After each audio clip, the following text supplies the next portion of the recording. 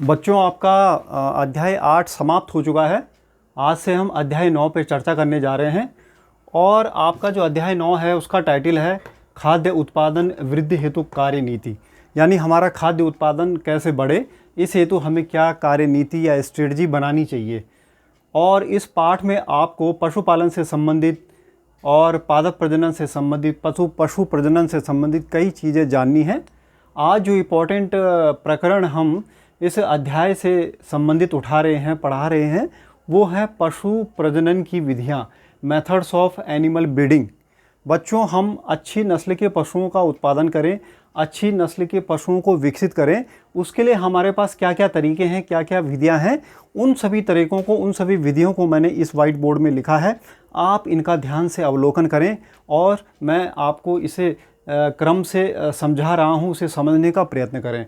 पहला जो पशु प्रजनन की विधि है या एनिमल ब्रीडिंग की विधि है, उस विधि को हम कहते हैं अंतः प्रजनन। इंग्लिश में इसे कहते हैं इन ब्रीडिंग। यानी इसको हम जो है कैसे एक्सप्लेन करेंगे, समान नस्ल के 4 से 5 पीढ़ियों तक संबंधित पशुओं के मध्य प्रजनन। यानी ऐसे पशु जो कि समान नस्ल के हों, समान ब्रीड के हों और 4-5 पीढ़ियों तक जो है उनका आपस में संबंध रहा हो, उनके बीच में अगर हम प्रजनन कराएं, उनके बीच में अगर हम मेटिंग कराएं, तो इस तरह के प्रजनन की विधि को हम अंतः प्रजनन या इन ब्रीडिंग कहते हैं। अब इस प्रकार के प्रजनन की क्या लाभ हैं? एक तो हमें शुद्ध वंशक्रम की प्राप्ति होती है, यानी जो भी लक्षण हमें प्राप्त होते हैं वे अपने एक्सप्रेशन के लिए शुद्ध होते हैं और इस प्रकार से हमें जो भी प्रजाति मिलती है उसके सभी जो संततियां पैदा होती है उनमें जीव के तो वो लक्षण पास ऑन होते रहते हैं। लेकिन इस विधि का एक दोष यह है कि इससे एक घटना होती है, उसको हम कहते हैं अंतः प्रजनन अवसादन। अंतः प्रजनन अवसादन को इंग्लिश में कहते हैं इन ब्रीडिंग डिप्रेशन। अंतः प्रजनन अवसादन क्या होता है बच्चों, कि जब एक ही ब्रीड के पशुओं के मध्य अंतः प्रजनन के द्वारा हम जो है उनके बच्चे पैदा करते रहते हैं, तो उन बच्चों में आगे चलकर कुछ वर्षों के बाद उत्पादन की क्षमता कम हो जाती है, दूध उत्पादन की क्षमता कम हो जाती है और जनन की क्षमता भी उनकी कम हो जाती है। इसको हम अंतः प्रजनन अवसादन कहते हैं। इसका मतलब यह है कि अंतः प्रजनन की जो विधि है ये बहुत लंबे समय तक कारगर नहीं रहती है, कुछ ही समय तक ये कारगर रहती है। इसके बाद जो नस्ल सुधार की जो दूसरी विधि है वह है बाह्य प्रजनन। बाह्य प्रजनन यानी इसको इंग्लिश में कहते हैं आउट ब्रीडिंग। बाह्य यानी बाहर के, यानी बाहर के जो असंबंधित पशु हैं उनके मध्य हम प्रजनन कराते हैं। कैसे, इसको हम एक्सप्लेन करेंगे। परस्पर असंबंधित पशुओं के मध्य प्रजनन, यानी ऐसे पशु जो आपस में संबंधित नहीं हैं, अनरिलेटेड हैं, डिस्टेंट हैं, उनके मध्य हम जो है प्रजनन कराएंगे। तो इससे हमें जो पशु प्राप्त होंगे वो आउट ब्रीडिंग वाले पशु कहलाएंगे। इसके लाभ क्या हैं? लाभ यह है कि 2 भिन्न नस्लों के श्रेष्ठ लक्षणों का हम समावेश करते हैं। जो अच्छे उनके जो उन्नत श्रेष्ठ लक्षण होते हैं, जो उनके एक्सीलेंट कैरेक्टर्स होते हैं, ट्रेट्स, गुड ट्रेट्स होते हैं, उनको हम इनकॉर्पोरेट करते हैं, एक्यूमुलेट करते हैं।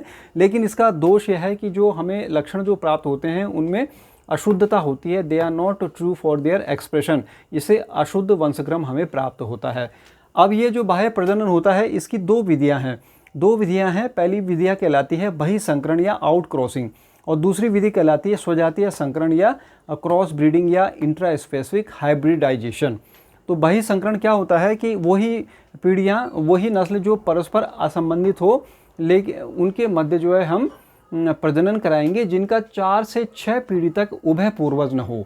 तो इसको हम कैसे एक्सप्लेन करेंगे कि वो प्रजनन जिनका हम करा रहे हैं वो नस्लें आपस में तो अनरिलेटेड हैं, असंबंधित हैं, और एक चीज़ और कंडीशन यहाँ पे उनकी क्या है कि 4 से 6 पीढ़ी तक उनका कॉमन एंसेस्टर नहीं होना चाहिए। उनका जो है एक समान पूर्वज नहीं होना चाहिए, उभय पूर्वज यानी समान पूर्वज नहीं होना चाहिए। उन्हीं के बीच अगर हम जो है संकरण या प्रजनन कराएंगे तो इसे हम बहिसंकरण कहते हैं।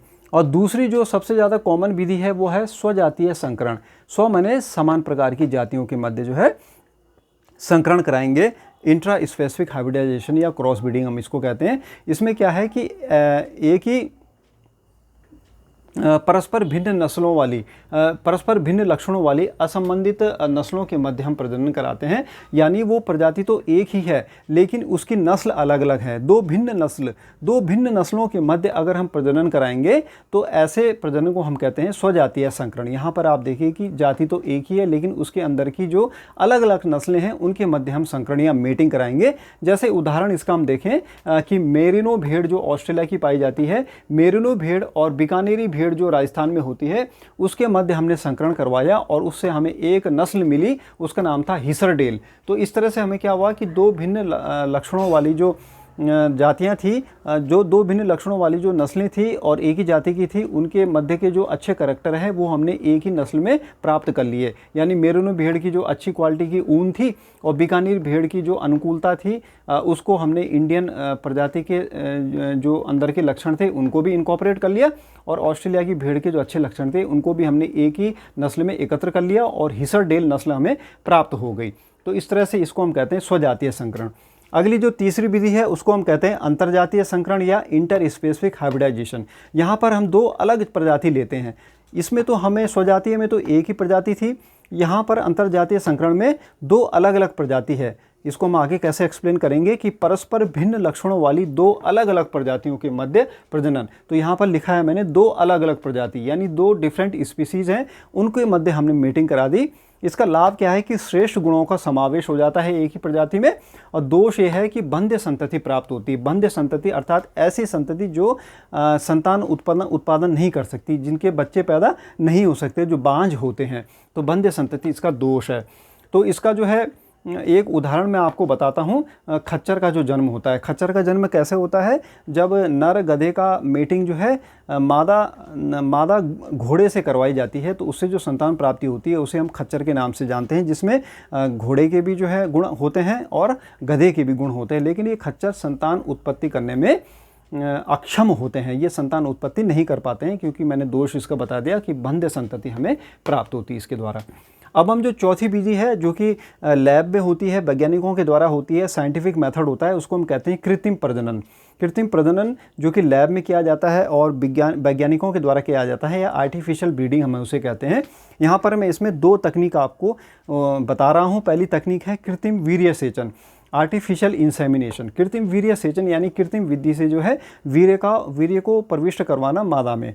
तो यहाँ पर हम क्या करेंगे कि उन्नत नस्ल के नर पशु का वीर्य एकत्र कर द्रव नाइट्रोजन में हिमीकृत से संरक्षित कर मादा पशु का गर्भाधान करेंगे। हम क्या करते हैं कि उन्नत नस्ल का जो नर पशु होता है उसका वीर्य एकत्रित करते हैं और उस वीर्य को संरक्षित करते हैं लिक्विड नाइट्रोजन में, और लिक्विड नाइट्रोजन में वो बहुत कम टेम्परेचर में -376 डिग्री टेम्परेचर में वो वहाँ पर संरक्षित रहता है वीर्य, और इस वजह से वो ख़राब नहीं हो पाता लंबे समय तक। और फिर उस वीर्य को प्रविष्ट करवाया जाता है मादा पशु के जनन पथ में, और इस तरह से जो हमें पशु प्राप्त होते हैं वो उन्नत नस्ल के पशु हमें प्राप्त होते हैं। तो इससे हम जो विदेशी नस्ल के जो उन्नत नस्ल के जो नर हैं उनका वीर्य हम विदेश से एकत्र करके और यहाँ पर जो हमारी घरेलू प्रजातियाँ हैं उनसे उनका गर्भाधान करके उन्नत नस्ल के पशुओं को प्राप्त कर सकते हैं।